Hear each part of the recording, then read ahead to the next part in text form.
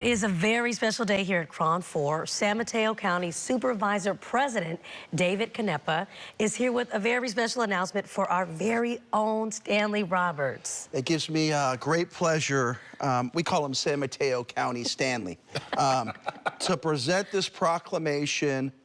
It is declared this day Stanley Roberts Day in the great county of San Mateo for your incredible work, your incredible journalism, and most importantly, your incredible storytelling. My friend, congratulations. Just a small token of our appreciation. Thank you. Wow. All right. So we'll just dive right into it. Stanley, how do you feel being honored in this way? I'm just wondering if I could use this like next December 11th. Well, let me tell you, you can't use that to get out a ticket, Stanley. Oh, man. Well, luckily I don't get those. So your question, well, I'm sorry, go back. Yes, how do you feel just in this moment? This is a huge honor. I mean, I've been in San Mateo County ever since I moved back to the Bay Area back in '98 when I first started Cron. So this is definitely a huge honor, and thank you. You deserve it. That's wonderful. And we were talking a little bit before we came on air, just the story about the rapport you have in the city of San Mateo and San Mateo County, and how Stanley has really helped in so many different ways. Well, look, in particular, we had a issue around a school where people were speeding and they were, causing accidents where pedestrians, school children trying to cross the street.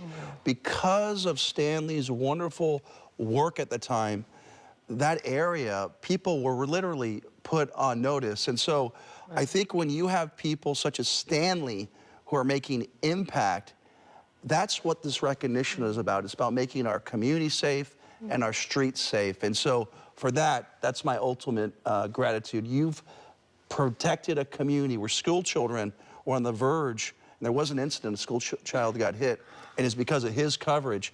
He amplified this issue. And for that, I'm eternally grateful. So thank you. Thank you. That's amazing. To hear the supervisor speak about the real life impact that you've made in the lives of children and their families, how does that make you feel? It makes me feel great that I can go out and educate the public. It's funny because one day I got a call and said, hey, we want you to come out and do a segment. And I told him, well, I'm booked solid. He goes, you know what? It's crazy that the guy who does people behaving badly is booked solid. So it's like, I know this was, that's how much stuff was going on. So it's great that I can go out there and educate people. And it comes with risk, but it also comes with the joy of knowing that it helps someone and educates people. And that makes me happy. Right. When you first launched this series, back when you were first here at Cron, did you ever think that it was going to have the impact that it has had? I mean, to this day, when you go online and you type up Cron 4, it's like one of the top viewed videos, millions of views. Did you know it was going to have this impact? I honestly still wondered, and sometimes even to this day, like, what is the fascination with doing with the videos I make? Because it's just me writing what I see, what happens, and I put it together and it becomes a story.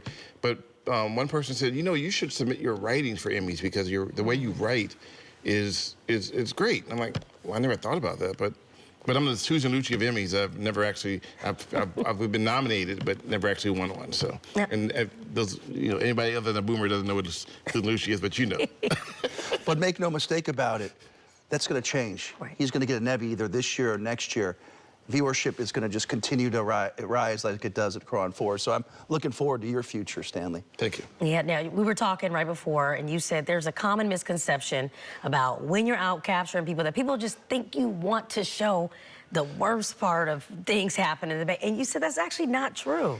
Yeah, they think I thrive off of negativity, and that, I can't wait for people to confront me so I can get clicks. And number one, TV, you don't get clicks. But number two, is that I find more pride in knowing that I fixed a situation than people to come after me or go at me or talk crazy to me.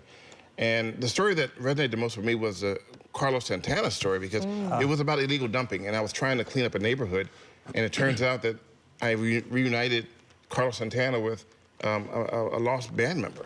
Wow. And so that to me was like, yeah, I watched it again yesterday and almost started crying. I'm like, because I never really noticed it. I don't watch my own videos. So I actually watched it again and I'm like, oh, okay. What do you want the public to take away? We're doing it all again so people can tune in and watch you now in today's day and age. What do you want people to take away from the stories that you're going to be producing now? Don't give me any content. Behave nicely. Do it right. If you don't, I can't make a story if you're doing it right. But we know that's not going to happen because it's just out there. I would like to see people we're all trying to get away. This planet is very small. And I want to see people, can we, like the old name of Rodney King, can we all just get along? And it means traffic, it means public safety, it means all that stuff. And that's what we do. That's what I do. Is I try to educate everybody and make sure they understand that what you're doing is affecting other people. It may be small in your mind, but it affects other people. It's a ripple in the pond. It just gets bigger and bigger. Well, Stanley, there's so many people here in the Bay Area that appreciate the work that you do. Let's talk about the impact on local journalism and what Stanley is doing with his voice. Yeah, I've been, you know, an elected official for over 20 years. But one of the things that really has positioned Stanley is he's not like other journalists. He's unique. He's the videographer. He's, you know, he's the content creator. And I think that niche has allowed him to have his own voice.